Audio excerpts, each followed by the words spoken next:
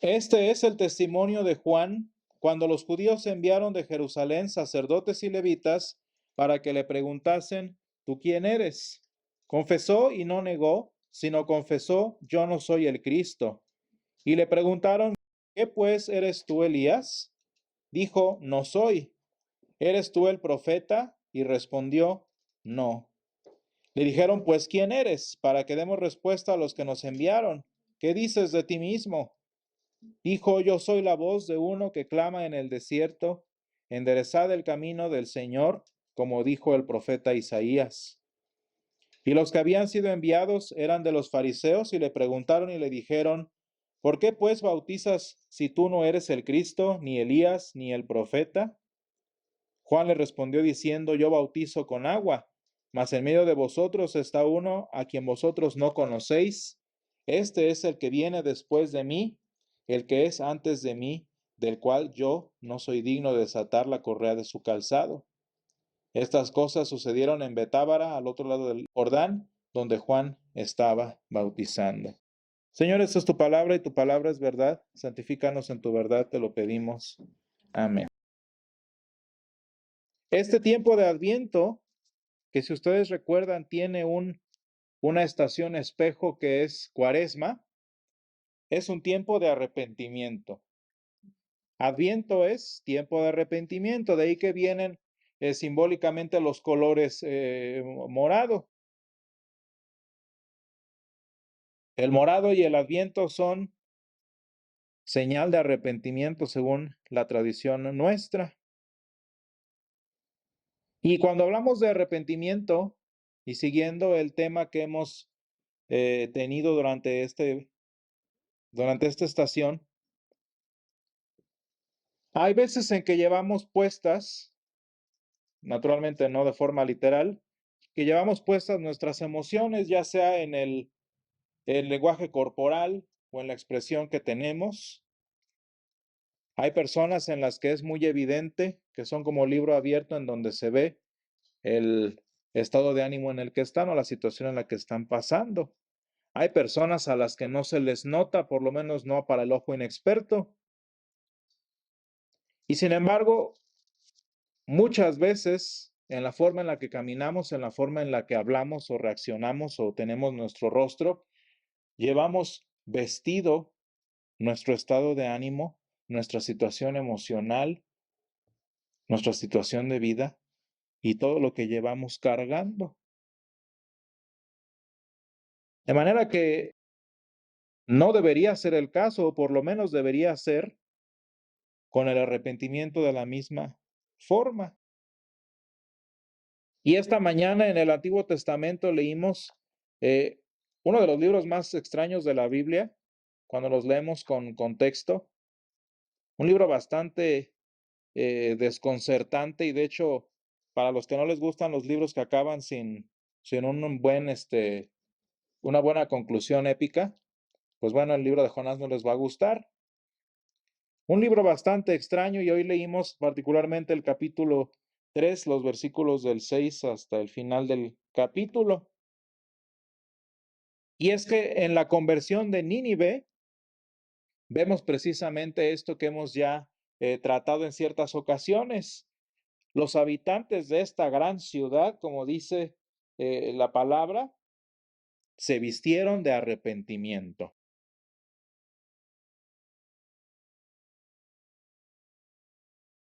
Dice, fíjense el versículo 4, versículo 3, y era Nínive, ciudad grande en extremo, de 3 días de camino. Y hermanos, de pura entrada les puedo decir que la única razón por la que pensaríamos que Nínive se convirtió y fue creyente fue porque la palabra lo dijo. Porque no hay ciudad, quizás nada más Babilonia, más sinónimo de paganismo e idolatría que la ciudad de Nínive. De pura entrada el nombre significa la ciudad de Nina, que nosotros la conocemos quizás en su versión más moderna que fue Ishtar, o que en México la llamamos Tonantzin. Ya el puro nombre nos dice mucho. Nínive, la ciudad de Nina, la ciudad de Ishtar, la ciudad de Tonantzin. que era una ciudad, aparte de llevarlo en su propio nombre, era una ciudad grande en extremo. Y hermanos, para ser ciudades grandes, más o menos la ciudad de Nínive ha de haber estado del tamaño de León, del tamaño de nuestra ciudad. Era una ciudad que la palabra la describe como de 3 días de camino. Y es que, por cierto, fue la capital del reino del imperio neoasirio durante mucho tiempo. Fue de hecho la guerra con la que terminó la caída de Israel, una batalla entre Nínive y Samaria. La única ciudad que va a ganarle a Nínive va a ser literalmente la ciudad de Asiria o la ciudad de Asur. Pero bueno, ese es contexto histórico. Era una ciudad extremadamente grande, y lo único tan grande como su tamaño era su pecado. A manera de que el Señor está hastiado de ver a Nínive. Y vean lo que dice y lo que hace en el versículo 2. Le dice a Jonás: levántate y ve a Nínive, aquella gran ciudad, y proclama en ella el mensaje que yo te diré. Y si ustedes se fijan, Jonás va. Jonás va y predica. ¿Cuál es el problema? Que Jonás ya había vivido un montón de cosas en su vida, que pueden leer ustedes en los primeros 2 capítulos de este libro. ¿Y qué es lo que pasó con Nínive para extraña molestia de Jonás? Pues resulta que se arrepienten. Se arrepintieron y el Señor los perdonó. El Señor frenó su juicio y fueron salvos los ninivitas. Eso para un historiador es algo impensable. ¿Cómo es posible que esta ciudad, sinónimo de pecado y de inmundicia humana, se va a convertir? Y de hecho, relacionado a esto, no se convirtió por un gran mensaje, nivel Moisés en Egipto, nivel Jesús con sus milagros. Vean cómo se convirtió Nínive.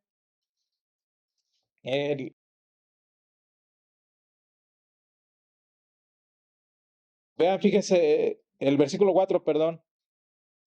Ahí está el sermón con el que se convirtió Nínive.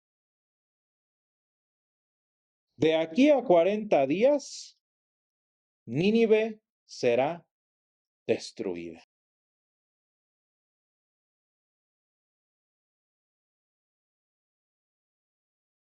De aquí a 40 días, Nínive será destruida. ¿Y qué pasó? Que los hombres de Nínive creyeron a Dios. Y ya. Esa es la gran trama del libro de Jonás. Ellos estaban en pecado. Jonás llega y dice: de aquí a 40 días, Nínive será destruida. Y ellos creyeron a Dios. Y se acabó. Esa es la gran trama del libro de Jonás. Vean qué sencillito y qué chiquitito, qué aparentemente irrelevante es el mensaje que escucharon los ninivitas. Eso es todo lo que dijo Jonás. Ese fue todo su mensaje. Porque si esperábamos unos milagros como los de las plagas en contra de Faraón, pues no pasó. Tristemente, hermanos, como seres humanos,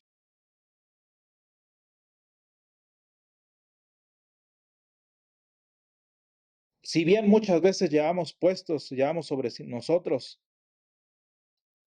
las cosas que estamos viviendo, casi siempre lo menos que queremos llevar puesto es un cambio en nuestra vida. Queremos llevar sobre nosotros el arrepentimiento por el cual el Señor cambia nuestras vidas, que es lo que vemos que pasó en la historia de los ninivitas. ¿Y qué preferimos ponernos? Pues preferimos cargar con kilos y kilos de opiniones, vanaglorias, rebeliones, desobediencia sobre nosotros, con tal de no cambiar. Y para que no se note mi estado de ánimo, Y esto es hasta psicológico. ¿De qué me disfrazo? De arrogancia. Yo tengo muchos alumnos que luego, para el ojo que sabe, tienen muchos problemas en su casa y lo disfrazan de humor. No se diga el ignorante que lo disfraza de arrogancia. Y en lugar de vestirnos o de mostrar lo que de verdad traemos puesto sobre nuestra piel, nos tapamos mejor con un montón de kilos y kilos para que no se note lo feo que traemos. A mí me ha pasado muchas veces a la universidad y me da enojo que hay veces en que llego y ya estoy entrando a mi salón y no sé, la playera interior la traigo al revés. ¿Y qué hago? No puedo ir a quitarme, la verdad que no, porque ya estoy en el salón. ¿Qué hago? Me cierro la chamarra o lo que traiga encima. ¿Para qué? Para que no se note. Y así lo hacemos nosotros. Como sabes que traes puesto tu estilo de vida, tus sufrimientos, tus padecimientos, tus problemas y todo eso, mejor para que no, y en lugar de resolverlo, ¿qué es lo que haces? Te tapas con otras cosas, arrogancia, joyas, pretensiones, vanaglorias, etcétera, etcétera, lo que tú quieras ponerte encima. Al grado, hermanos, de que a diferencia de la gente que se vistió de arrepentimiento literalmente fíjense bien, dice, y se cubrió toda la ciudad, que se despojó de su vestido y se cubrió de cilicio y se sentó sobre ceniza. El libro de Jonás no resalta por esta salvación, por este arrepentimiento que se vistió sobre sí mismo desde el rey hasta la bestia en Nínive, no resalta por esto, sino por el tajante deseo de Jonás por no salvar a Nínive. La palabra no nos dice qué le hicieron, si le hicieron algo en particular o él era necio por gusto, por deporte. Lo que sí, hermanos, es que Jonás, lo que lo distingue como personaje histórico es que fue el peor de los profetas. Y nada más la palabra, porque la palabra de Dios lo llama profeta, es que nosotros lo llamamos profeta. Pero Jonás fue el peor de todos los profetas, porque lo que lo distinguió su ministerio es que no quería que se salvara Nínive.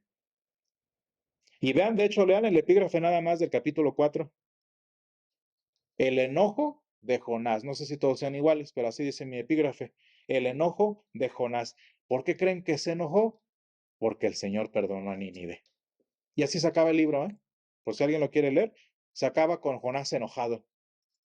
Para los que son enojones. Y ya, así se acabó la historia de Jonás. Está enojado porque el Señor perdonó a Nínive. Una versión del Antiguo Testamento a cuando los discípulos o San Pedro querían fulminar con fuego a los enemigos del Señor o volarles la cabeza con espada. Nada más que aquí no vemos el desenlace y la historia de Jonás acaba así, con él enojado.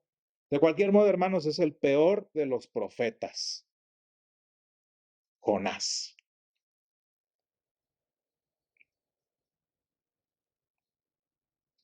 Y hermanos, hace 8 días hablábamos del último de sus sucesores, que fue San Juan Bautista, ustedes recordarán. Y si bien el atuendo de San Juan Bautista era bastante, pues, llamativo, pues se veía mal, obviamente, tanto más raro era la vestimenta espiritual que se cargaba Jonás. Era un profeta, su ministerio era la salvación de a quienes el Señor lo enviara a predicar. Se supone que ese era su llamado de vida. El Señor te manda allá, tú vas, predicas y llevas salvación. Bueno, Jonás no quería. Yo no sé quién se vería peor, si San Juan Bautista con su ropa fea o Jonás con su actitud y su ropaje espiritual. Hermanos, ¿qué profeta no quiere predicarle a otros? Hasta parece cristiano, ¿no?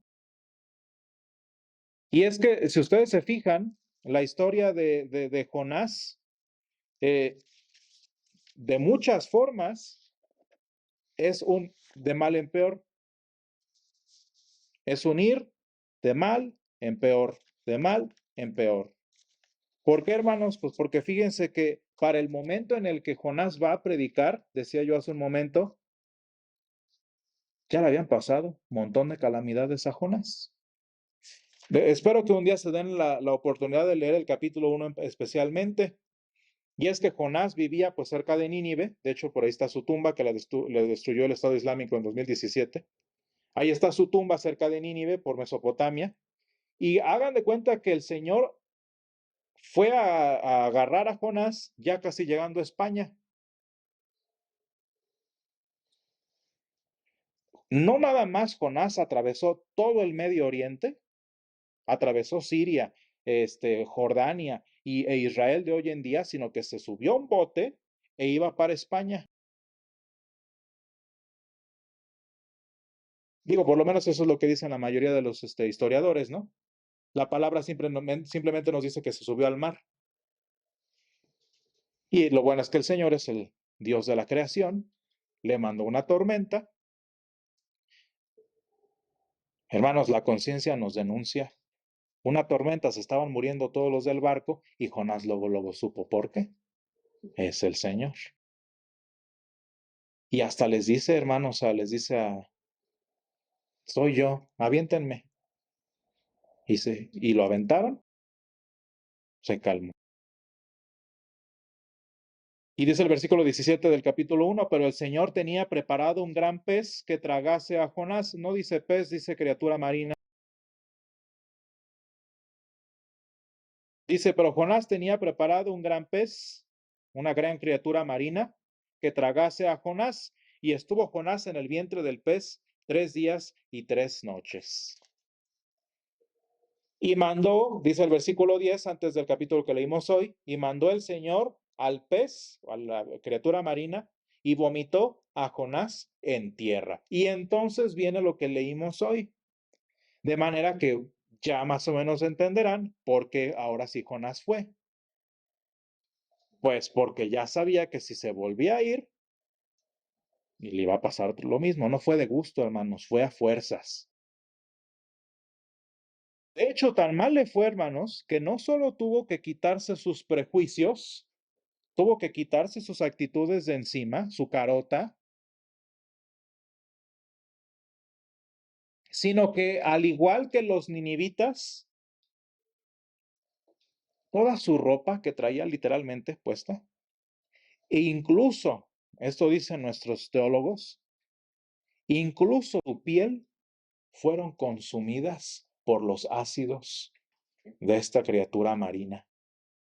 De manera, hermanos, que y esto sí es muy interesante, cuando lo leemos en hebreo, por una razón se convirtieron los ninivitas con un sermón tan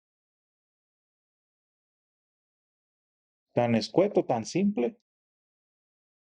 Y es que, hermanos, no nada más fueron las palabras de Jonás, sino que a quienes vieron los ninivitas fue un monstruo semideforme y semidesuelto.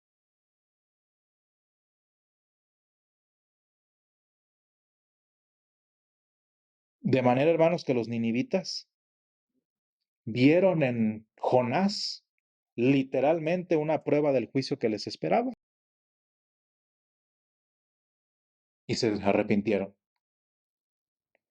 Solo cuando todo prejuicio, toda prenda de rebelión fue literalmente consumida y quitada de Jonás, la salvación llegó a Nínive.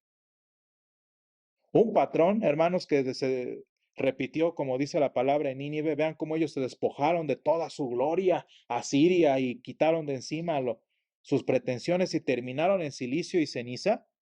Y entonces llegó la salvación a ellos.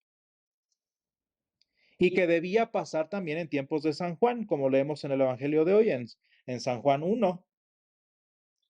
¿Por qué, hermanos? Pues fueron muchos preguntándole a San Juan, ¿y tú quién eres?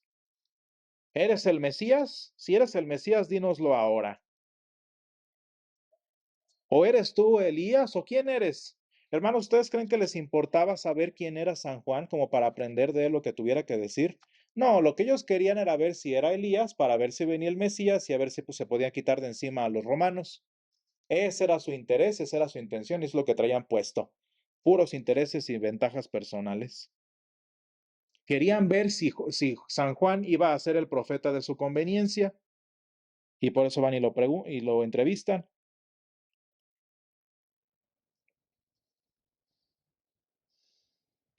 Pero hermanos, todas esas ideas, opiniones, expectativas que revestían tanto a los líderes, gobernantes de Israel, como también a los sacerdotes debían consumirse.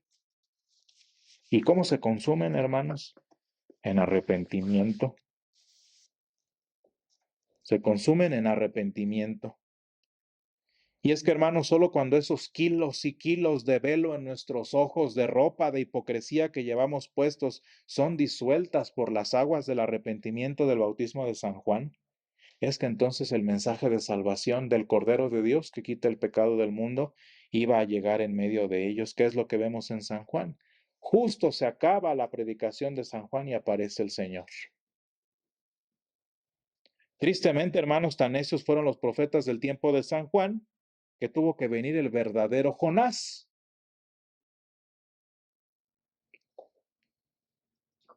No nada más bastaron las palabras y el mensaje sencillo, chiquito y simplecito que fue el nacimiento del Señor Jesús, que fue el pesebre de Jesús. Eso no iba a bastar, hermanos. ¿Qué hizo falta, hermanos? ¿Qué otro monstruo desfigurado, destrozado, semideforme? El verdadero Jonás, el verdadero profeta, nuestro Señor Jesús, viniera desfigurado delante de nosotros para que entonces el mensaje de salvación pudiera llegar a nuestros oídos. Y hermanos, este es el propósito de Adviento. Y esta es la oportunidad que tenemos de que el Señor quite de nosotros todas esas ideas tontas de falso cristianismo, de vanagloria, de no necesito a Dios, de soy arrogante y no me importa. Sabiendo, hermanos, que una vez que se disuelvan todas nuestras pretensiones humanas,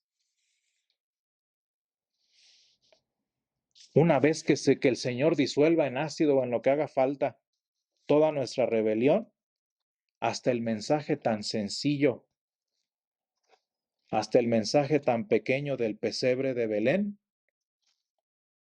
traiga en nosotros la salvación que tanto nos hace falta y que el Señor nos ha prometido en este día de Navidad que esperamos. Gracias, Señor, te damos porque tú eres bueno, porque para siempre es tu misericordia.